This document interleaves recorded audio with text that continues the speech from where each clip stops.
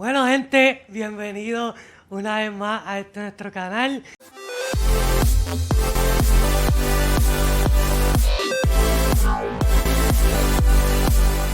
En el día de hoy vamos a estar haciendo algo diferente, pero antes de eso quiero decirles que vayan al link que está abajo en la descripción a cachar el merch de mi compañía, unlimitedbrand.com. Así que tienen el link, allí van a encontrar de todo tipo de camisas, jacket, ropa, chancleta, de todo. Así que vayan al link que está en la descripción, unlimitedbrand.com. Bueno, y como están viendo, en el video de hoy es algo un poquito diferente. Estamos ya profesionalizándonos un poquito más en el canal. Y vamos a integrar ahora las entrevistas. Y para mí es un placer y estoy sumamente agradecido con esta persona que me dé esta oportunidad de entrevistarlo. Tenemos aquí a Andrew Hernández, un cineasta puertorriqueño. ¡Viene! Gracias, súper contento de estar aquí contigo. Mira, de verdad que gracias a ti porque son pocas las personas que dan la oportunidad a personas como yo que estamos empezando, y de verdad significa mucho que me des esta oportunidad. Aprecio de mucho verdad lo que mismo, sí, de verdad que sí. Y pues nada, vamos a empezar con lo primero. ¿Cómo fue que tú llegaste al cine? ¿Qué te inspiró? Mira, a mí siempre me gustó contar historias. Siempre me gustaba contar. Yo siempre decía, me gustan las películas. Yo no sabía qué significaba necesariamente la palabra cine. Yo veía cine como algo muy romántico, no entendía bien el concepto, pero sí sabía que me gustaban las películas y que me gustaba cómo se contaban las historias, ya fuera a través de un drama, en un libro, en alguien contando una anécdota, específicamente alguien contando una anécdota, me encantaba. Y yo tenía algunas ideas de algunas historias que yo quería pues poner en práctica. Y cuando empecé a ver que tú podías utilizar, por ejemplo, una videocámara para grabar, como decimos, cortometrajes caseros, home movies, empecé a hacer con mis amigos cortometrajes. Y yo creo que así fue como que nació el concepto de yo traer a la vida lo que tenía en mi mente a través de audiovisual. Porque algo que me gustaba del cine era que tú podías con una cámara cortar, editar y brincar en el tiempo, o sea, estar en diferentes lugares a la misma vez. Porque mis historias no cabían necesariamente dentro de una obra de teatro, por ejemplo, en el sentido de que yo quería literalmente ir al lugar. Yo quería grabar en un bosque, en una jungla. Yo quería grabar, qué sé yo, en el océano, en el agua. Pues yo quería tomar otros tipos de riesgos y de narrativos para contar lo que yo tenía en mi mente. Y imitar en cierta forma lo que yo veía en las películas. Yo creía que también aquí podíamos hacer películas. Y así fue que empezó todo, especialmente haciendo cortometrajes como tipo casero, haciendo Cositas pequeñas. Sí, cosas pequeñas tipo cortometrajes. Claro, como quiera yo diría muy riesgosas en el sentido de que yo me iba sin miedo, me montaba en un bote, nos íbamos a una laguna y nos poníamos a grabar, haciendo rappelling en el bosque, tú sabes, hacía cosas medias también extremas, no te creas. Lo que quizás sí que era simple era como las tecnologías que usábamos. Como que yo no tenía, ahorita tú mencionaste que nos estamos volviendo ya más profesionales, pues cuando yo empecé pues no era nada de profesional, era como que coge la cámara ahí, vámonos a grabar y que ¿sabes? Lo que pase. Sí. Pero entonces tú empezaste con una cámara desde el principio. No. Y esa es buena, porque yo creo que eso es lo que me diferencia de mucha gente. No, yo no tenía ninguna herramienta, porque yo no tenía cámara. Y todavía las videocámaras, o sea, yo tenía como tenía uno de 15 o 16 años, pues obviamente yo no tenía para comprar una cámara, ni siquiera en Walmart o algo así. Así que lo primero que yo hice fue pedí prestado una grabadora de sonido, que todavía la tengo, así que honestamente no me acuerdo a quién se la pedí prestar. Y todavía la tengo. Sorry a quién se la cogí prestar. Y empecé a grabar con mi voz las historias. Así que yo me grababa yo mismo diferentes voces y las empecé a editar yo creo que en un programa que había gratis en una computadora de estas Windows que había de estas tipo dinosaurio. Entonces yo editaba o simplemente le daba pausa a la grabadora. Le daba pausa y seguía grabando mi voz. Entonces le daba play y escuchaba la historia. Y así fue que yo empecé contando historias, con audio nada más. Simplemente audio. Simplemente audio. Lo demás era pura imaginación. ¿Cómo fue que te dio con empezar a grabar lo que hacía y escribir guiones, básicamente? ¿Qué te dio? Contar un mensaje. Yo tenía unas cosas que yo quería contarle a la sociedad. O sea, mensajes positivos, que eso es lo que he hecho toda mi vida. Yo quería contarle una historia que inspirara a la gente. Ese siempre ha sido como mi vocación, inspirar a la sociedad. So, yo quería contar algo que inspirara y me di cuenta que el audiovisual es una herramienta muy poderosa que despierta emociones y despierta mucha creatividad. Así que yo creo que lo que siempre ha sobresalido de cómo yo cuento mis historias es que yo buscaba siempre contar un mensaje. Y no importante que fuera audio, no importando la cámara que fuera, no importando qué herramienta utilizara, lo importante es que yo contara un mensaje. Ok. ¿Y cuál fue el primer cortometraje que tú hiciste así? Pero, ok, yo me imagino que tú hiciste un montón de cortometrajes, pero ¿cuál Sí. fue uno que fue un antes y un después en Andrew, su carrera? Esa es buena. Ok, yo siento que el que comenzó a marcar... Esa es buena. El que empezó a marcar mi carrera, por decirlo así, a nivel profesional. Profesional, no mis primeros como que videos caseros o mis primeros intentos haciendo cine, sino el que yo empecé a tomarlo ya a un nivel más profesional donde yo estaba tratando de emular cómo se hacen las películas en vida real. Ok. Ok, ese tuvo que ser el cortometraje Punto de Encuentro, que era un cortometraje como de guerra, donde incluso el año anterior de yo haber hecho ese corto, yo fui a diferentes festivales de cine y yo quedé súper impactado con lo que estaba viendo y decía, esto es lo que yo vine a este mundo a hacer. Yo necesito hacer un cortometraje que me lleve a estos festivales y yo competir y participar y enseñar a la gente que yo puedo contar historias. Y ese año completo salí tan motivado. ¿Qué año fue eso?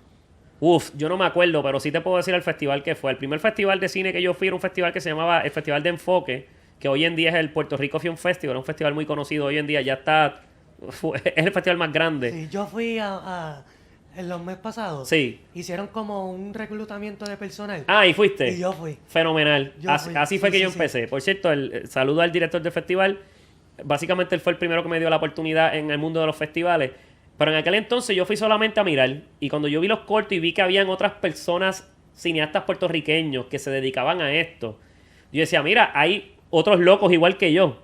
O sea, hay gente que se está viviendo esto de hacer películas. Yo necesito llegar a esto. Así que yo me di la tarea de hacer un cortometraje con un grupo de otras personas que hacían a través de Facebook, cuando en Facebook era literalmente un espacio de networking, ¿sabes? Antes, créanlo o no, antes era un espacio de networking, donde tú te comunicabas con personas para, mira, tú también eres cineasta, vamos a intercambiar, qué sé yo, energías, recursos, lo que sea. Nos unimos, hicimos un cortometraje durante un año completo y nos llevamos a los festivales y ganamos. Ese fue el comienzo, porque cuando yo vi que nosotros que veníamos de abajo, que empezamos por primera vez, que usamos una cámara por primera vez que se le cambiaban los lentes, y empezamos a hacer cortos y vi que ganó el festival, o sea, ganamos primer lugar, eso me marcó. Yo dije, pues mira, hay potencial. Y yo creo que ese fue el antes y después del Andrew, por decirlo así, buscando ser profesional en esta área. Entonces, antes de ese, tú estabas grabando con el teléfono. Yo grababa con una... No. Los teléfonos eran un desastre grabando video Ok. en aquel entonces. Yo comencé grabando con una videocámara. Mi primera videocámara fue... yo fui a un business negro. Después de la grabadora de sonido, yo dije, no, ahora necesito una cámara. Necesito traer las imágenes a la vida real. Yo fui a un viernes negro, me levanté, ya tú sabes, al amanecer. Hice la fila esa donde era... Para aquel entonces eran multitudes de personas que te cargaban en el aire y todo un escándalo. Me tiré esa maroma porque había en una de las revistas una cámara, creo que era Samsung, que no sé, aquello estaba como en 89, 99, algo así. Y la alcancé y Es lo la que no se compré. encuentra hoy día, claro. No, eran de estas videocámaras que yo creo que tu celular graba 10 veces mejor que eso. No, hoy día sí. Exacto. obviamente. Y esa fue mi primera... Y la usé un montón.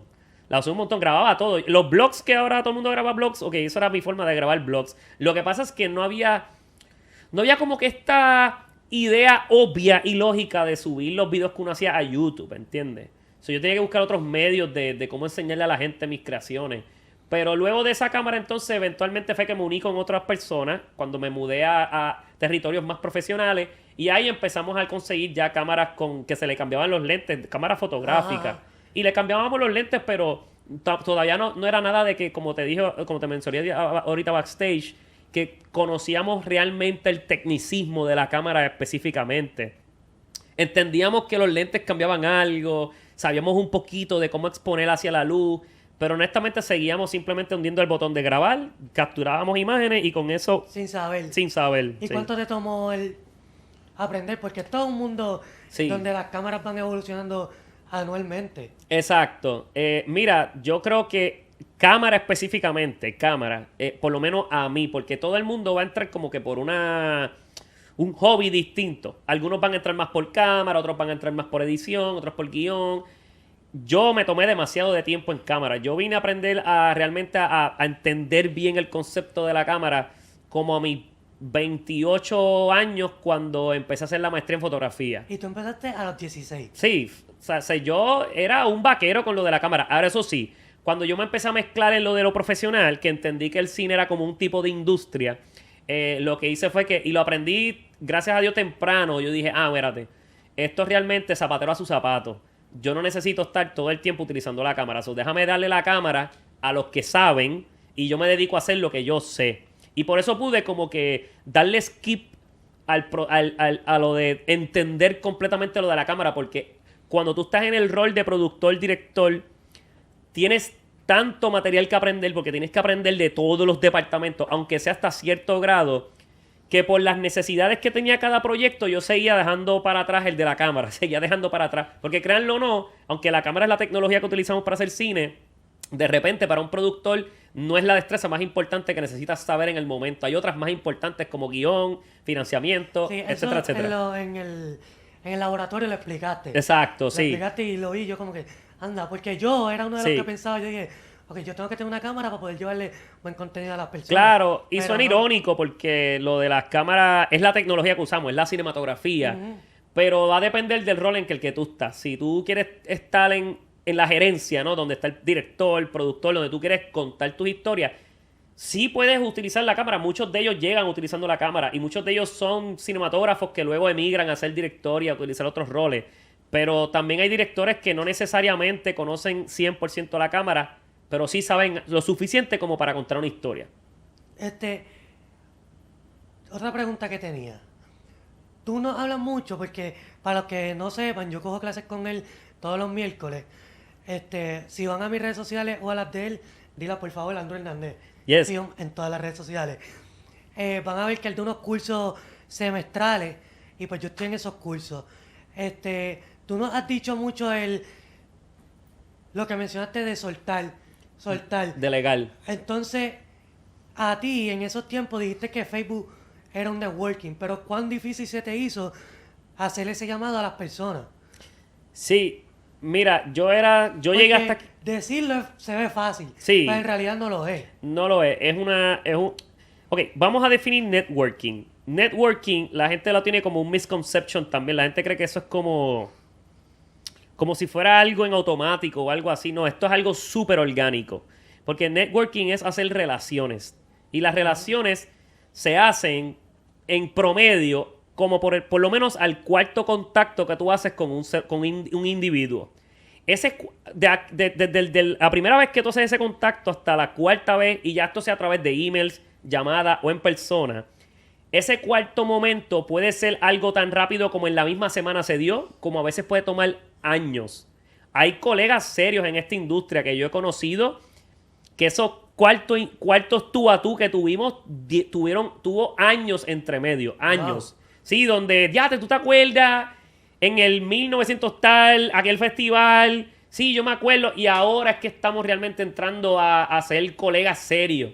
So, networking es un proceso que puede ser a corto plazo o a largo plazo, pero tiene que haber una frecuencia de interacción. So, que tú le das 4 contactos, pero ¿cuál es la probabilidad de que sea en un festival que vaya una persona por primera vez? Mira, supongamos que tú vayas a un festival de cine. By the way, para los que no sepan lo que es un festival de cine, es un espacio donde los cineastas o los productores, los que participamos en la industria del cine, celebramos el cine, ¿verdad? Ya sea viendo películas, cortometrajes, incluso hasta hay concursos donde los cineastas, como si fueran los Óscares, pero micro festivales, micro eventos, ¿verdad? Estos festivales básicamente funcionan para ayudar a los nuevos talentos. Básicamente. Exacto. Y también no te creas, sirve para precisamente el networking que estamos hablando. Incluso hasta para los que están ya profesionales.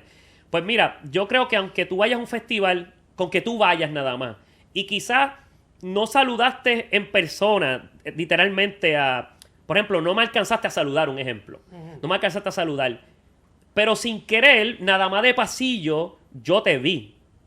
Entonces, mi subconsciente va a recordar ese patrón de ese perfil. Luego el otro año volvemos a otro festival. Y yo vuelvo a verte. Ya yo te estoy reconociendo. Mi subconsciente te está reconociendo. So, ya quizás no hemos tenido contacto, pero ya sabemos que participamos frecuentemente en los mismos espacios. Y no tan solo eso, es que aquí como raíces o algo del puertorriqueño, es que yo te vi 2 veces y somos panas. Y lo reconocemos. A mí me ha pasado. Yo veo a una persona una vez y está bien. La veo por segunda vez, ya es como que, pan, un abrazo, somos panas. Sí. Pero en estos festivales, de verdad que son de gran ayuda. Sí, son de gran ayuda y de nuevo es algo que va a suceder orgánico. Es donde más orgánico puede pasar. Porque si es en otro sitio quizás es un poquito forzado, pero en el cine ya tú esperas conocer a gente. Porque Ya todo el mundo va con ese propósito. Ya todo el mundo va con ese propósito, eso es algo más incluso se sorprenderían que en estos espacios a veces sin tú darte ni cuenta estás conociendo a uno de las potencias más grandes del cine aquí en Puerto Rico, por ejemplo. Entonces tú dices como que espérate, se me dio, conocí hoy a, por ejemplo, a Ari Maniel o conocí hoy a Transform, que son cineastas grandes, y se te dio la oportunidad de saludarlos. Y ellos ya te vieron. Quizás se les olvide la primera y segunda vez, pero ya la cuarta vez ya saben bien quién tú eres, ¿entiendes? Ya te están asociando. Y si participas en el festival compitiendo con algún corto, y aún más si llegases a ganar, aún más te estás exponiendo. Son una cuestión de una práctica, pero sin duda yo creo que es la práctica, una de las prácticas más importantes para entrarse en esta industria. Entonces, dijiste lo de ganar, tienes más oportunidades, pero con tú simplemente participar en el festival, ¿te da más oportunidades de que alguien te vea y te... Totalmente. Es que yo todavía... Antes de Sí. que responda eso, todas las personas que someten algún video para el festival, necesariamente lo ponen en el festival. No. Va, hay veces donde yo someto, por lo menos yo me he dedicado a someter cortometrajes porque soy profesor, me he dedicado a someter cortometrajes de los estudiantes en la universidad por montones, en los últimos como 12 años. Incluso he trabajado de jurado o de curador en los festivales por muchos años también. So, a estos festivales van a entrar múltiples cantidades de cortometrajes. Y obviamente no siempre se va a ser escogido. O sea, a veces entras para participar y a veces ganas. Honestamente, nada más con que se te escoja, en cierta forma sí, ya es un premio. Ya te están seleccionando dentro de un montón de cortometrajes. Sí, para que te vean. Claro. No, ya está teniendo la exposición, ya te están diciendo, mira, tu cortometraje está sobresaliendo. Sin embargo, no puedes tener la expectativa de que nada más por haberlo sometido en determinado festival ya automáticamente te escogieron. Y aunque no te escojan, si tú estás tomando muy en serio esto, debes ir a visitar estos espacios. Ya lo dije, el face recognition. Esto es el Facebook, pero en la vida real. Tu rostro se tiene que ver. Entonces, cuando estás ahí en esos espacios, la gente tiene un impacto directo de ver tu rostro. Y no solamente va a ser así, sino que si tú, por ejemplo, si ya tú andas conmigo, como ya tú eres mi estudiante y yo te conozco, tú puedes tenerlo por seguro que cuando tú estés conmigo allí, yo te voy a presentar por lo menos mínimo a 5 otros directores. Y así siempre va a pasar. Ah, mira, este pana, y todo el mundo presentándose, porque todo el mundo siempre está abierto a conocer gente nueva. Tú sabes, esta pregunta nunca te la he hecho, pero lo has dicho. Sí. En los festivales estos te reconocen mucho. Sí. En estos festivales, yo nunca he ido a uno, porque como no vivo aquí, pues no he tenido la oportunidad. Pero dan premios a personas como tú, así con experiencia o algo así. O simplemente se trata de las personas nuevas que están sometiendo su video. No, pues mira, hay de todo. Hay de todo. Yo diría que los festivales siempre van a buscar diferentes categorías para celebrar tanto a los cineastas que están subiendo, que están empezando. Todos los festivales buscan siempre de alguna manera abrir la oportunidad. Como también van a premiar a los grandes élites ya, ¿verdad? Que llevan tiempo en el bateo. Yo diría que siempre hay... Todo festival saludable va a buscar celebrar ambas cosas. Y lo digo yo con evidencia para ser justo porque los festivales... Es más, yo diría, si te soy franco, que yo siento que cuando son nuevos a veces es como un refresh y todo el mundo quiere saber de qué se trata. Eso sí, hoy en día sí hay más competencia. Si hablamos de competitividad, sí hay mucha más competencia en el sentido de que ya por lo menos la comunidad de cine en Puerto Rico ha crecido. y es mucha más la cantidad de cortometrajes que... Y no solamente la comunidad de Puerto Rico, en el mundo. ¿Por qué? Porque la tecnología está más accesible, hay más... Hay tres tipos de personas que hacen cortometrajes. Estos son los cortometrajistas. Están las personas que son profesionales, que cuando están aburridos y no tienen más nada que hacer, se ponen a hacer un corto. Están las personas que son influencers o hacen cortometrajes tipo casero por diversión, tipo hobby, y los hacen muy bien en ocasiones. Y están los que son estudiantes de cine que venimos arriba, que estamos demostrando de qué estamos hechos. Esas tres personas ahora mismo, las tres están bien activas en los festivales y siempre hay un fluido muy natural de cortometrajes. ¿Cómo tú defines cuál es el nuevo y cuál es el que lleva tiempo? Por lo menos a través de las plataformas eso tú lo seleccionas. Yo soy nuevo, soy estudiante, tú lo marcas. Ya automáticamente el festival lo sabe por ahí. Y si no, obviamente, en cuanto a los grandes élites, los mismos festivales ya saben cuando una de estas potencias está haciendo un corto. Normalmente ya lo saben. Y ellos mismos ya le van haciendo los acercamientos. ¿Sabes? Es curioso que digas que la industria del cine está creciendo porque en estos últimos años lo que he visto es que no. Pues mira, O sea, no, ok. irónico, no Da sé. esa impresión, da esa impresión, porque obviamente ustedes están viviendo el momento, pero esto es una carrera a largo plazo, es una carrera de tolerancia. Y nosotros estamos en una etapa de construcción, y esa construcción es generacional. Lo que pasa es que estamos viviendo un castillo que se lleva construyendo en los últimos 30 años. Y esto es por ser generoso. Les invito a que vean la página de El Cine Nuestro, de Eduardo Rosario, que hizo un evento fenomenal. Él es cineasta, colega, recopilando la historia del cine en Puerto Rico, especialmente lo que es el cine moderno. Nosotros estamos viviendo actualmente, yo por lo menos comencé en lo que se llama la etapa del cine en masa, que empezó a suceder como del 2012 para acá. Ya venían jugando desde el 2000, especialmente con el cine digital. 2012 como que se explota para las masas. Ya estamos en lo que yo podría decir como el cine post pandemia, vamos a llamarle así. Y sí ha habido un crecimiento significativo en todos los ámbitos, tanto en la industria de empleomanía como en los festivales, la participación en los festivales, o estudiantes universitarios, en diferentes áreas. Lo que sí es que ahora se ve más transparente porque ahora hay más conversación de todos los obstáculos que nosotros tenemos que enfrentar. Eso sí, ahora se ve claro y a todo color. Y no porque hemos logrado construir algo, no lo vamos a perder. Lo podemos perder. Somos tan vulnerables como cualquier otra industria que se puede caer. Por cierto, sí estamos viviendo un momento histórico donde tenemos que hacer movimientos tanto privados como políticos circunstanciales para que sobrevivamos. Porque si no, sí puede colapsar. Ahora, y con esto cierro este círculo de esto, lo que estamos viviendo ahora sí es como... Vivimos el tiempo más... El año pasado fue cuando más películas puertorriqueñas salieron en un mismo año. Fue como una explosión. Y toda la comunidad como que se unió. Ahora ha habido como un pequeño declive donde especialmente los que viven de esto, específicamente los que trabajan debajo de la línea, lo que se llama below the line, que no son los que están en gerencia, están teniendo un forcejeo para sobrevivir. Ahora va a haber como un intento, un spike fuerte que viene, que es con esto, los fondos ALPA que el gobierno, por esto del COVID y demás, trajeron para traer fondos, financiamiento, como un tipo de inyección para levantar la industria de nuevo. Eso va a ser como un intento de 2 años que siguen. Va a ser un intento grande, donde va a haber una actividad de cine que va a volver a prender motores. ¿Qué va a pasar después de ahí? Eso sí es lo que estamos por ver y no lo sabemos. So, que entonces hasta el día de hoy la carrera del cine es muy riesgosa. Es para un la negocio. persona. Ok, lo voy a decir en palabras súper la roja bichuela. El negocio del cine, la industria del cine, la empleomanía del cine es un negocio de alto riesgo. O sea, todo el que se mete en esta industria tiene que saber que está apuntándose para una carrera generacional de construcción que no necesariamente se ve estable. Ha habido estabilidad, pero no sabemos cuánto dure.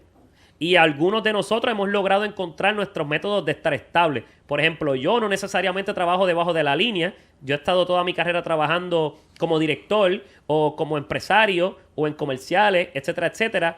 Además de profesor, soy como medio multidimensional.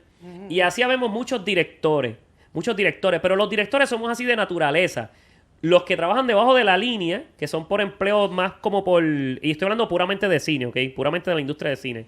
Son trabajos más como por encargo de freelance, por ejemplo.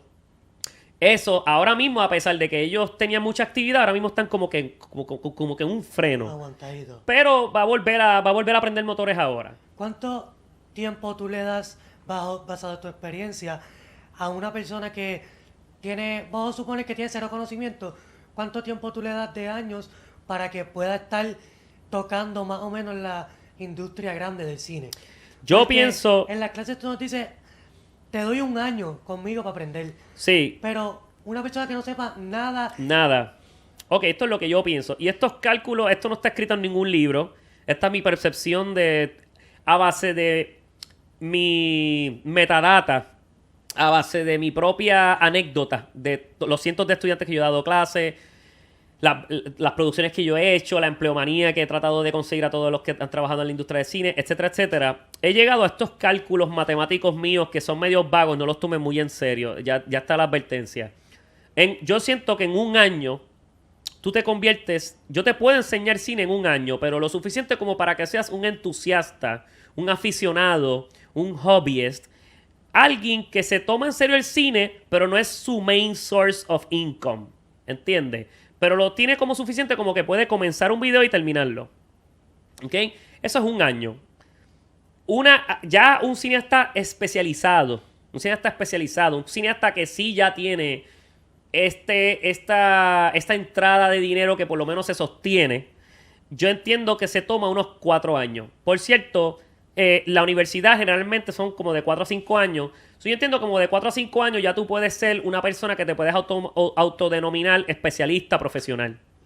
Ya, ahora, por último, entiendo que si quieres hacer una carrera de largo plazo, logros significativamente que te hagan ganar estatus y ranking en el deporte del cine. Ya ahí estamos hablando de mínimo, ante mi percepción, a menos que corras mucha suerte, que a algunos le llega antes que a otros, 10 años. okay. Más o menos en promedio. Mencionaste lo de la universidad. Sí. ¿En realidad tú crees que en la universidad se puede aprender algo del cine? Hoy en día tú puedes aprender a ser cineasta de múltiples... hay múltiples opciones. Cuando yo comencé, no había muchas opciones. Porque cuando yo empecé, yo me acuerdo que como para el 2012, 2013, a mis 24 años. Googleenlo después. Yo empecé literalmente a estudiar mi bachillerato en cine. By the way, yo tengo hasta maestría. Pero ¿qué pasa? En aquel entonces todavía YouTube no tenía, por ejemplo, mucho... Estaban comenzando los tutoriales. La industria no estaba formada, o por lo menos no estaba la conversación de la industria por ahí. Yo diría que hoy en día tú tienes múltiples opciones. Y tú escoges lo mejor que te parezca a ti. Lo mejor que te funcione a ti. La universidad tiene un sistema académico que sin duda tiene un currículo, ya tiene un orden, tiene unos laboratorios, donde sin duda va a haber conversación y actividad de cine en esos espacios. Lo único, a un paso más lento.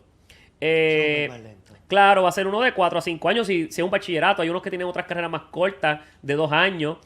Otro método sería, por ejemplo, una mentoría, donde entonces ya tú consigas a alguien ya dentro, alguien que ya haya logrado cierta entrada en la industria o tenga cierto conocimiento, y entonces tú compartas con esa persona como para que esa persona te mentoree, te tutele y entonces te entregue determinadas destrezas, te las pase a las futuras generaciones. Lo que pasa es que de esos hay muy pocos. Repito, de esos hay muy pocos. Están en peligro de extinción, son como unicornios. Lo bueno de los unicornios es que se dejan ver, dejan pistas. En el bosque los unicornios sangran y dejan pistas, ¿verdad? Pues así se ven estos mentores.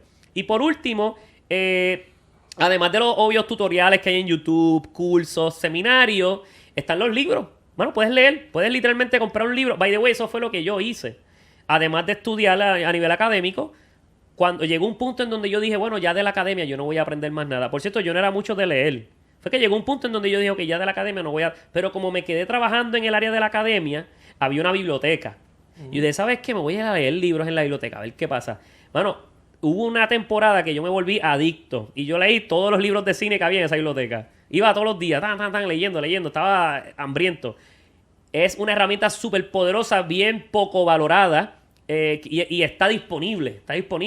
Así que todos los medios anteriores van a funcionar como para ayudarte como guía a cómo llegar a lo que tú tengas de meta en la industria. ¿Tú le recomendarías a un estudiante que mejor lea un libro a que vea un tutorial de YouTube? Yo siento que tiene que hacer las dos, pero sin duda, no sé si tú has visto el famoso iceberg. Cuando hablamos de película, por ejemplo, que está el tope del iceberg y si te vas debajo del océano tienes el iceberg. Es lo mismo, mano. Un tutorial te va a llevar a la ñapita, a la parte de arribita del iceberg. Cuando leas el libro vas a encontrar todo un sinfín de información. Lo que pasa es que sin duda hay que tener cierta disciplina y tolerancia de leer, la cual yo no tenía. Yo tuve que después de viejo autoeducarme a leer, a tratar de sobrevivir mi lectura, que era una pesadilla.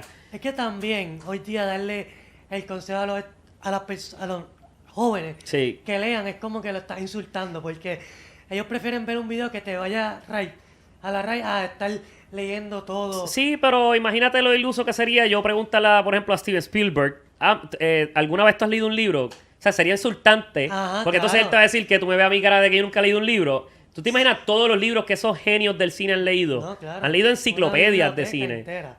Exacto. So, a la misma vez, si quieres ser un genio, tienes que leer. Ahora, hay otras herramientas ¿verdad? Si tienes una impotencia enorme de que no puedes leer, pues hay otras herramientas sin duda y tampoco se te va a limitar.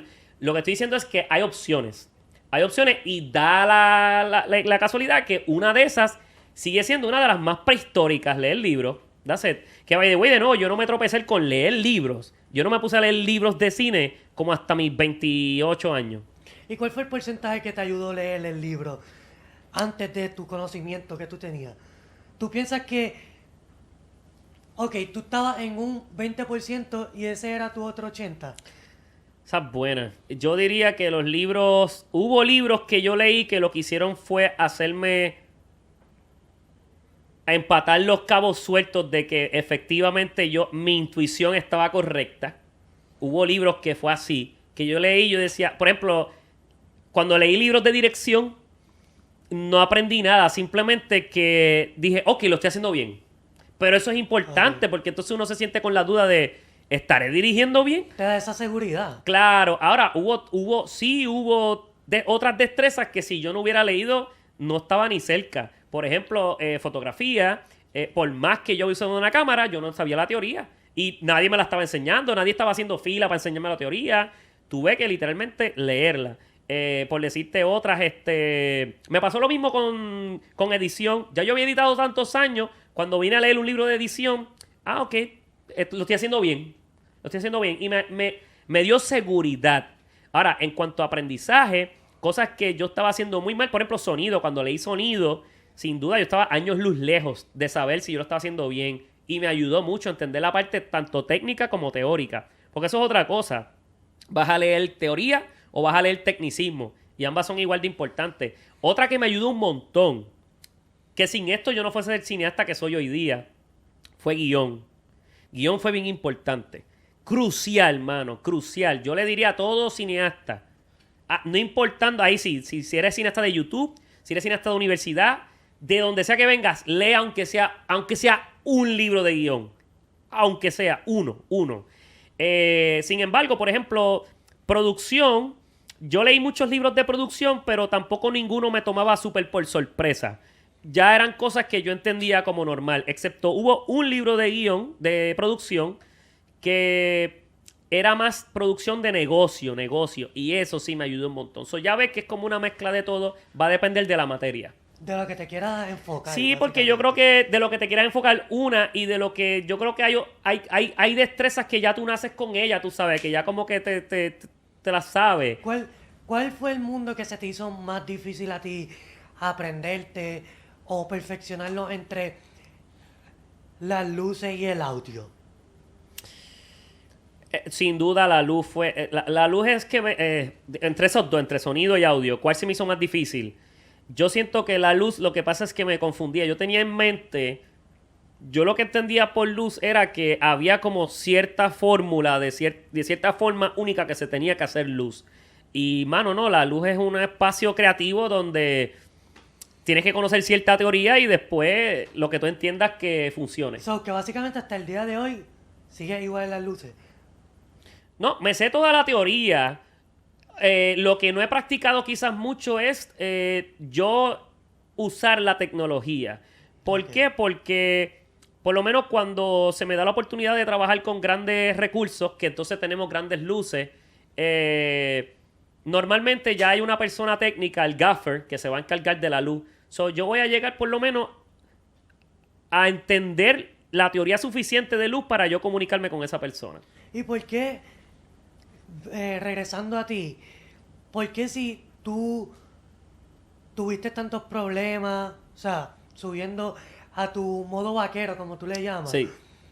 ¿por qué ser maestro? Si tienes más oportunidades en la industria del cine grande o tal vez haciendo tus propios cortos. Gracias, porque yo recuerdo que cuando yo empecé a trabajar mucho en la academia, hubo una persona que me dijo, tú estás dando clases porque no puedes hacer, me dijo. Me dijo, los que enseñan no hacen. Así me dijo. Y yo dije, mano, está fuerte lo que está diciendo, ¿será verdad?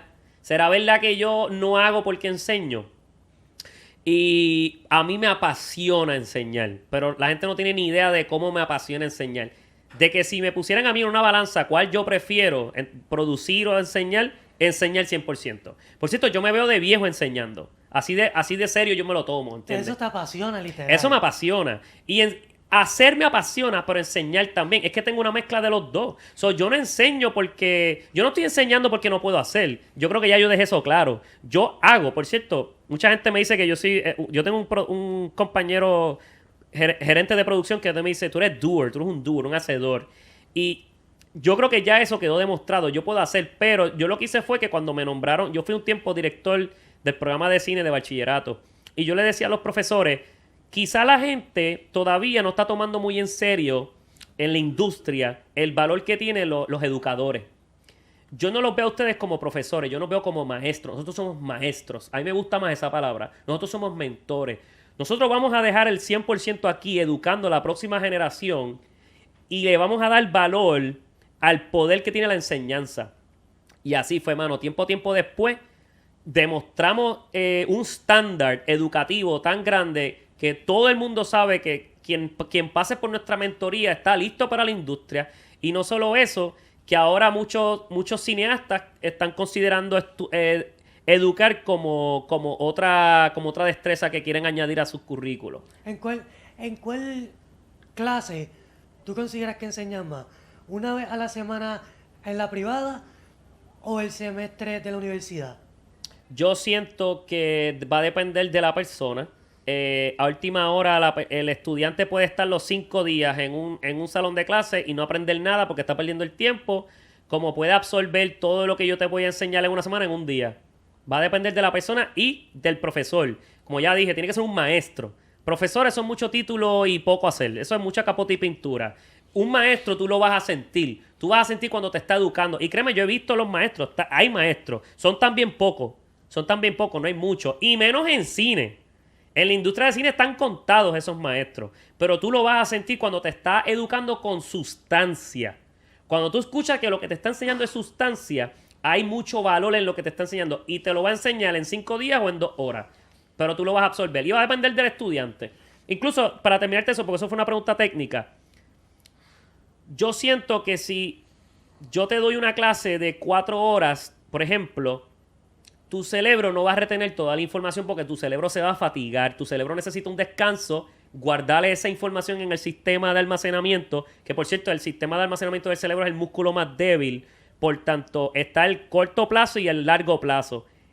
Lo va a buscar meter al corto plazo y se te va a olvidar rápido. Versus anotarlo en una libreta, cuando tú lo releas, te lo va a pasar al largo plazo y va a durar hasta años posiblemente. Así que yo creo mucho en que una clase no debe durar, honestamente, debe durar, en mi opinión, de 1 hora a 2 horas no más. Una clase que solo sea de data entry, que no sea práctica. Y honestamente 2 horas lo encuentro un poquito ya abrumador. 2 horas es si tengo más de un estudiante. Pero si lo que tengo un estudiante, 1 hora debe servir, 1 hora a la semana, para que entonces tú repases esa clase y puedas repasarla y aprender de lo que aprendiste ahora. Mencionaste lo de los maestros. Sí. Pero no considero que hay tantos maestros como para que haya muchos estudiantes que tengan esa oportunidad de aprender independientemente. No, yo no tuve uno. Yo no tuve un maestro.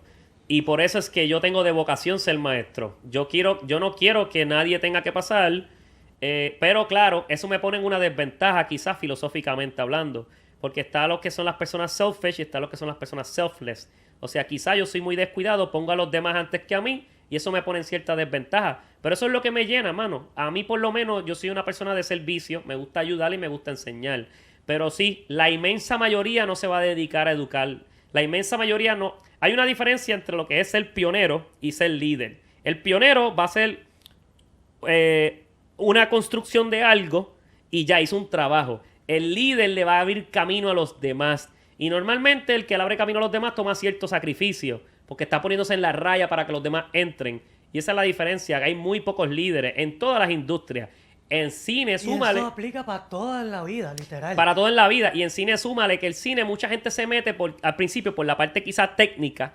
Y quizás no se le hace bien difícil después transicionar esas destrezas a enseñar. Ahora, yo no estoy diciendo que tú seas el mejor del mundo dando una lectura y enseñando, sino que mentorees a alguien. Por ejemplo, yo te voy a tutelar, yo voy a la industria y digo, mira, ese chamaquito le mete, le voy a ayudar aquí y allá. Lo que pasa es que como es una industria tan competitiva, también mucha gente quizá te vea como una amenaza. Y dice, no, si le enseño, después te supera el maestro, el discípulo supera al maestro, y entonces pues no se dan oportunidades. Eso pasa mucho, y lamentablemente pasa mucho en cine. Después del cortometraje que tuviste el antes y el después, ¿cuál fue la primera película que hiciste? La primera película, largometraje. Película. No, mi primer largometraje, Largometraje. Bueno, ok, el cortometraje y el largometraje ambos son películas. Por cierto, la palabra película viene de la tecnología que utilizamos para que quede la imagen impregnada, que es básicamente cine. Ahora, en cuestión de cortometraje a largometraje, sin duda es un brinco enorme, lo cual es algo que voy a explicar ahora en resumen, pero el largometraje, mi primer y único largometraje es la película The Biggest Dream del Observatorio de Arecibo, que estuvo en las salas de cine. Oh, ¿en serio? Sí, ahora, ese brinco no necesariamente lo hace de menos o más valor a nivel película. Que eso es un misconception de la palabra cineasta. Estoy hablando de puramente Puerto Rico. El puertorriqueño, como todavía está explorando qué es esto de cine, la gente romantiza la palabra cineasta. Es bien romántica. Entonces, como que solamente te dan ese título si haces un largometraje. Y yo soy un opositor. Si haces un largometraje. Y yo soy un opositor de eso. Yo soy medio rebelde a eso. Yo creo que hay muchos cortometrajistas que tienen mucho más caballaje que yo. Tienen mucho más mérito que yo. Y yo no le llego ni a una cuarta parte de esos cineastas. Y no las voy a mencionar porque son muchos. Sin embargo, en Estados Unidos yo siento que esa misconception no existe mucho. Porque en inglés la palabra cineasta se traduce a filmmaker. Y filmmaker no carga con ese romantiqueo. Filmmaker ya se entiende que cualquier persona que crea un contenido con excelencia, o sea, que cuenta una buena historia y le dedica tiempo, ya tiene el título de filmmaker. Pero en Puerto Rico es muy difícil que la gente te tome en serio como cineasta. Y toma mucho entonces. Y ahí entonces entra lo de toda una carrera de logros uno detrás de otro para que entonces la gente ya te empiece a reconocer como cineasta. Mencionaste que el que hace un video, en las clases has mencionado que todo aquel que hace un video ya es filmmaker. ¿Tú consideras que esto de los podcasts es también ser un filmmaker? Porque tú no estás creando un contenido que la gente vaya a ver. Es simplemente una conversación, pero también es contenido. Pero no sé si se cataloga como filmmaker. Todo aquel video que se haga con excelencia, apuntando a la excelencia, lo que sea que signifique para ti, o sea, que apunte a hacer un trabajo bien hecho y que cuente una historia, es cine, porque el cine siempre fue la creación de un contenido audiovisual. O sea, la palabra cinematografía era cine desde que se grababa documental. El primer cine que existió fue el cine documental, donde se colocaba una cámara y se grababa a empleados saliendo de una fábrica o personas bajándose de la estación de un tren, y ya eso era cinematografía. Luego evolucionó de ser documental a hacer otras cosas como ficción y demás, pero luego, siempre que se grabe un contenido audiovisual, específicamente si tiene que ver como la vida real, como lo que es el documental, y que se haga con excelencia, apunta a ser filmmaker. Entonces, ¿puede considerar? Sí, porque el filmmaker, El filmmaker tiene dos palabras. Film, que viene de la palabra, de la tecnología que se utiliza para grabar imágenes en movimiento. Y maker, que es un hacedor, que es hacer algo. Eso es alguien que hace imágenes en movimiento. That's a filmmaker. Alguien que hace imágenes en movimiento. ¿Por qué Andrew Hernández, cineasta puertorriqueño, no le gusta? Me lo dijo esto en una clase y vamos aquí a interioridades. ¿Por qué no te gusta que te llamen el papá del cine puertorriqueño? Eso fue en una entrevista. Hace poco me hicieron una entrevista que salió en televisión. Que alguien de cortesía dijo eso y no, para nada, porque yo no le llego ni a los tobillos a los padres del cine puertorriqueño. Eso fue un talento que estaba, ¿verdad?, de animador en el programa, que de cortesía a mí y a otros dos invitados. En ese panel estábamos Benji López y Raúl Machán, que son ya de por sí súper grandes cineastas. Yo solamente soy un bebé en este deporte. Hay soldados que llevan en esta guerra mucho más que yo. Que yo quizás ahora esté un poquito en el ruido y en la conversación, pero ni cerca. O sea, ya otros han peleado mucho más que yo. Pero estás haciendo bastante ruido. Estoy haciendo ruido en lo que es la era del cine en masa y estoy dejándome llevar por el tecnicismo verbal que ha hecho el historiador Eduardo Rosado. Especialmente pueden visitar la página de él en El Cine Nuestro. Sí he sido un cineasta que ha causado cierto diálogo. Estoy hablando puramente de Puerto Rico. En lo que es el cine moderno, estoy hablando en la era que estamos viviendo ahora. Pero todavía me falta mucho camino por recorrer si quiero alcanzar el legado de otros grandes. Y yo, por cierto, yo creo que también, obviamente, yo me enriquecí. O sea, tengo que admitir que yo partí también de cierto privilegio. ¿Cuál fue ese privilegio? Por ejemplo, bueno, tener cámaras accesibles donde yo puedo intercambiar los lentes, donde puedo editar desde la comodidad de mi casa, donde tengo accesible medios de internet, por ejemplo, puedo subir mi película a YouTube, puedo promocionar mi película sola. Cosas que quizás no tuvieron accesibles los que me antecedieron.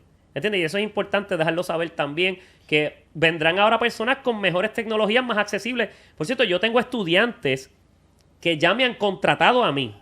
Y yo tengo estudiantes que yo veo sus trabajos con la edad que tienen y yo digo, mano, ¿sabes? Ellos están a la velocidad de la luz.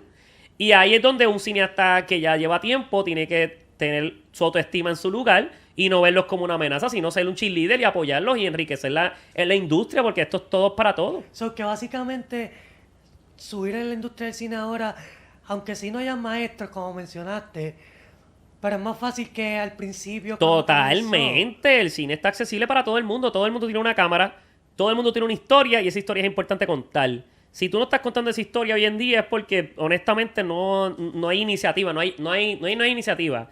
No hay la voluntad. Tienes que tener la voluntad porque todo el mundo tiene accesible una cámara, tiene accesible una forma de editar el video y tiene accesible una forma hasta de publicarla.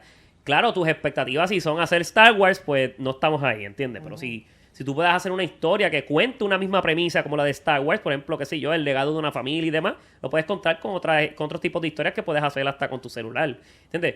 Y eso es lo que está pasando en TikTok, por ejemplo. Los influencers, por ejemplo, están contando historias, especialmente en TikTok, hacen historias de chiste, por ejemplo, que son historias bien microcortas, pero algunas de ellas cuentan buenas historias. No todas están bien hechas, hay unas que están bien hechas y otras que no. Pero hoy en día es mucho más accesible para todo el mundo. Lo que pasa es que el privilegio es invisible para aquellos que lo tienen.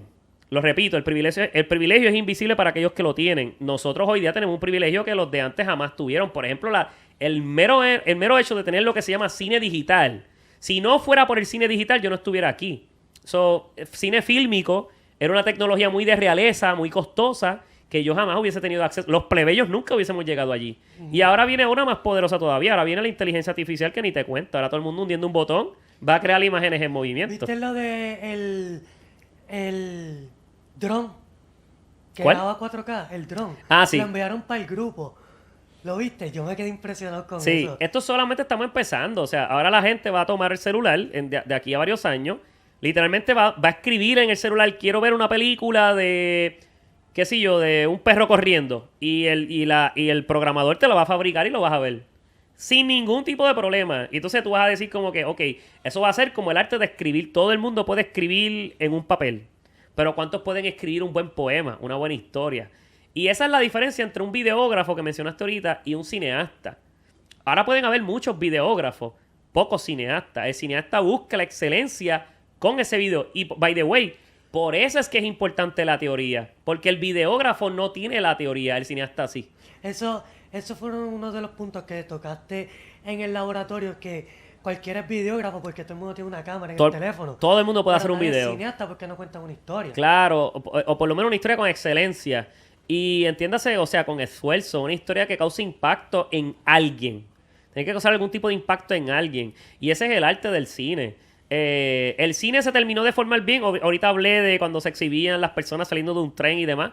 Cuando se formalizó bien el cine fue cuando se empezaron a contar historias con Georges Méliès, que empezó a contar historias como Trip to the Moon. O sea, tú puedes causar una historia que cause algún impacto y entonces ahí el cine se enriquece. ¿Por qué si Andrew quería contar su historia y hoy día es tan grande aquí en Puerto Rico, no intenta jugar para las grandes ligas como lo son Hollywood o otras compañías? No, mano, ese tema... Ya obviamente estás haciendo una pregunta ahí bien deep, bien profunda y bien personal. A mí, yo no estoy buscando hacer películas americanas, yo no estoy buscando hacer películas hollywoodenses. Y honestamente tampoco estoy buscando la validación de una masa más grande para que me den algún tipo de renombre como cineasta internacional o algo así. La verdad es que a mí me gusta hacer cine para mi gente, así sea una persona que quiera ver, que cause algún impacto en una persona. Y me gusta hacer el cine... me gusta hacer cine como yo soy. Incluso, la realidad es que mucho del cine que yo he hecho, yo no hago el cine que yo quiero hacer, yo hago el cine que yo tengo que hacer. Y normalmente yo hago cine por encomienda. Algún cliente, alguna producción, alguna persona me encomienda determinado cine y ese es el que yo hago. Si se da el momento donde alguna agencia americana me da una encomienda de hacer una buena historia, lo voy a hacer. ¿Y han habido oportunidades? No. ¿Has rechazado o todavía no se te han No, he aceptado? tenido clientes internacionales, sí, pero en hacer una película no.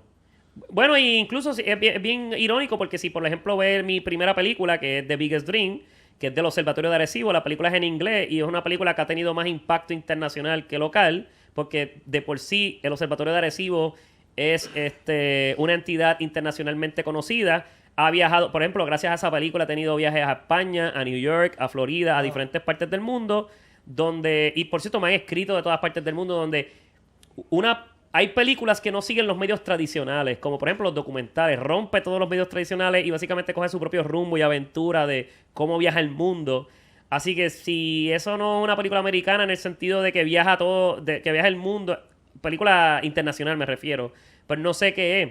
Ahora, estas grandes potencias del cine americano, no me desvivo porque me den una llamada. Si me la dan, cool. Si no me la dan, cool también. Quería profundizar en esa película porque tengo el conocimiento que es la última que hiciste. Sí. Y como dijiste, la única que has hecho. Sí. ¿Cómo se te presentó esa oportunidad? ¿O fue tú mismo? ¿Cómo fue eso? Recuerda lo que dije de que esto es una carrera de largo plazo, de mínimo 10 años. Así han sido todas mis oportunidades. Y lo que te dije del networking, que es algo que se da a través de los años. No todos, hay unos que sean más rápidos.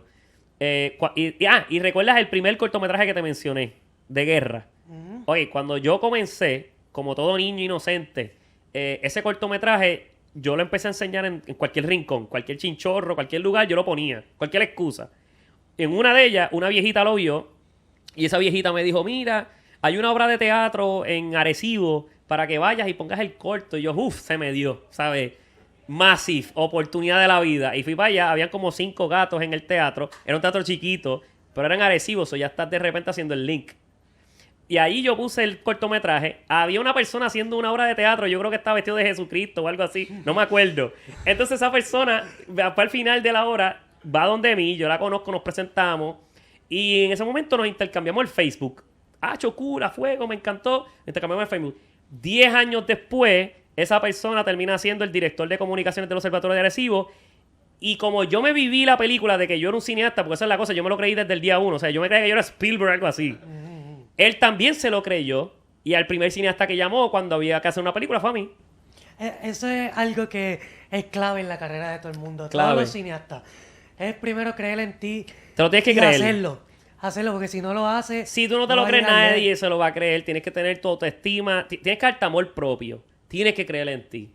Y yo creo que eso es lo que está afectando a muchas de las generaciones de hoy día. Por eso a mí me gusta mucho también tu actitud, me encanta, porque tú te lo crees. Y yo creo que eso es la perfecta actitud. La inmensa mayoría de los estudiantes de cine que yo le doy clase hoy día sufren de una mala autoestima terrible. Y eso antes yo ni lo veía. Yo creo que eso viene por el efecto este mismo dominó de las plataformas redes sociales, las sociales, redes. sí. Eso ha destruido la autoestima colectiva, creativa de los jóvenes. Y yo creo que es bien destructivo. Muchas veces lo que yo les aconsejo es que cierren sus redes por un tiempo, qué sé yo, para que... Porque yo no me comparaba con nadie, o sea, yo creía en mí. Yo como que, yo voy a poner mi película allí y si a la viejita le gustó súper brutal, yo me iba para casa feliz. Entonces, pues, eso tiene un efecto bola de nieve. Tú no te das cuenta, pero los años... El mundo se mueve con los que se mueven. Si tú eres de los que te mueves y eres de los que hace, tarde o temprano el mundo... Tú vas a caer en el revolú. Es imposible que no caigas en el revolú si hay tan poquitas personas haciendo. So, vas a caer en el revolú. Y yo siempre les digo eso a los estudiantes, que esto es un efecto dominó de una carrera de largo tiempo, que hoy en día, en mi opinión, yo creo que se puede hacer en menos tiempo. Yo no puedo hacer eso porque mi futuro no permite que yo cierre mis redes sociales, pero algo tengo claro y es que quiero hacer cosas grandes en la industria del No, cine. usa las redes Obviamente. sociales ahora a tu favor, porque ahora las redes sociales, tú tienes que jugar el deporte de las redes sociales, porque tú tienes que vender dos productos. Tú vendes la película y tú te vendes a ti. Ese Pero es el nuevo tienes que deporte. saber cómo usarla. Tienes que saber cómo usarla. Sí, pero si la empiezas a usar desde ya, poco a poco tú vas creciendo. Es casi inevidente. Yo no es que yo soy el mega influencer, pero la gente sigue tu carrera. Y es más, mientras la gente sigue tu carrera desde que tú empezaste, más se sienten identificados porque de repente empiezan a ver que estás creciendo. ¡Ah, mira! Entonces se sienten parte de ti porque sienten que han crecido contigo. Así que es algo que mientras más temprano lo empiecen, mejor. Debido a esto de las redes sociales han habido muchas controversias comparando la televisión y la radio. Sí. Pero nadie ha comparado con el cine y los podcasts. ¿Tú crees que el cine se está viendo afectado por los podcasts? Porque mucha gente se prefiere quedarse en su casa viendo un podcast a ir al cine a ver una película. ¿Qué tú crees sobre estas cuatro? Fíjate, eres el segundo estudiante que tengo de cine que me ha hablado de ese mismo tema y yo creo que ese es el futuro. En cierto aspecto. Y todo el mundo tiene que adaptarse. By the way, de por sí el podcast es un formato largo. ¿Y qué es un formato largo? Los largometrajes. Los largometrajes es un contenido que dura 1 hora y media, 2 horas. La gente cree que, no, estamos solamente en los TikToks que duran 30 segundos. No, los podcasts son largos y la gente los consume. Sabemos que la gente quiere todavía consumir contenido largo. Y no solamente los consumen en audio, lo consumen en video también. El cine y el podcast son competencia. Yo creo que el podcast le roba... Claro, es que todo el mundo lo que está viendo es podcast. Y es un medio que tiene un poder de comunicar igual que lo que era el cine. By the way, las salas del cine como tal, el romanticismo de las salas del cine, está sangrando lentamente, muriendo. O sea, ha perdido un montón de audiencia y obviamente lo vemos en todas partes. Y de repente un podcast tiene muchos más views que cualquier película. Mucho más asistencia que cualquier podcast. Así que yo diría que sí. Obviamente también se va a convertir en un medio súper competitivo. Ahora todo el mundo está haciendo podcast. Ahorita al principio mencionaste lo de que la industria del cine está creciendo. ¿Tú crees que esto de las películas como Fast and Furious que se grabaron aquí y la de el director de Transformers y Blue Beetles, ¿tú crees que esas dos cosas abran puertas para que las grandes industrias miren a puertorriqueños como que pueden sacarle, no provecho, pero darle oportunidades? Porque puede ser que sí, puede ser que no. ¿Me entiendes? Porque si tú tienes una película como Fast and Furious, ya tú tienes todo el crew. Pero si tú miras la historia de Transformers con el director y Blue Beetles, ellos contrataron a un puertorriqueño. Eso le abriría las puertas al cine puertorriqueño. ¿Qué piensas sobre eso? Bueno, eso es algo que estamos viviendo histórico actualmente. No hay antecedente. Nadie sabe lo que va a pasar. Tenemos las expectativas positivas, ¿verdad? De que eso de alguna manera nos abra puertas. Pero no hay un antecedente de qué podría pasar. Por cierto, a nivel Hollywood internacional no es la primera vez que causamos un evento histórico. Por ejemplo, Jacobo Morales, que es uno de los verdaderos padres del cine puertorriqueño, es uno de los directores que fue nominado a los Oscars su película. Eso es un impacto internacional, quizás no en el medio comercial, pero sí en el medio a nivel de awards y ceremonias. Y obviamente eso ha provocado quizás años después lo que es hoy día el cine puertorriqueño. Yo, por lo menos en calidad de yo, lo que pienso es que sí va a causar cierto progreso a darnos una voz en otra dimensión, en otro medio, pero va a ser algo generacional. O sea que, y ya tú ves, si pones a todos los cineastas de éxito, todos los cineastas y directores que han trabajado en la historia del cine en Puerto Rico de éxito juntos, esta sería la primera vez que alguien llega a un nivel masa comercial, grande, Hollywood. O sea, estamos hablando de 0,000.1% de los directores logró eso. Y obviamente sabemos que hay cosas culturales que se están dialogando mucho, como la cuestión de la inclusión y demás, que este director es latino y está en una película americana que obviamente eso influyó, sin duda. Él tiene un caballaje y un meritaje. Ángel Manuel Soto, que lo conozco, es tremenda cineasta, donde precisamente uno de los... Recuerdo el haber hablado de los muchos libros de guiones que leyó. Precisamente él, como cineasta y guionista, es un duro. Y ahora, hopefully, él logre demostrar de qué los puertorriqueños estamos hechos. Que, ojo, lo estamos por ver, porque ahora de repente puede ser que a la gente no le guste la película, que no tiene nada que ver con él, y puede ser que simplemente a la gente no le guste y digan, no, esos boricuas no le meten. Por uno, sí, entonces, pues, ¿qué vamos a hacer? Así que ya saben, Ángel Manuel Soto tiene la invitación al podcast. Duro. Oye, si lo consigue me invita a mí también para saludarlo. Claro. Andrew, pues de verdad que muchas gracias por darme la oportunidad. Como dije al principio, son pocas las personas que le dan la oportunidad a personas como yo que estamos creciendo básicamente. Y te lo agradezco un montón. Di tus redes sociales para ahí para que te empiecen a seguir. Antes que nada, gracias por la invitación. De verdad que aprecio mucho esto. Y me encantó, la pasé súper fenomenal. Veo mucho potencial en ti y lo digo en serio en todo el sentido de la palabra.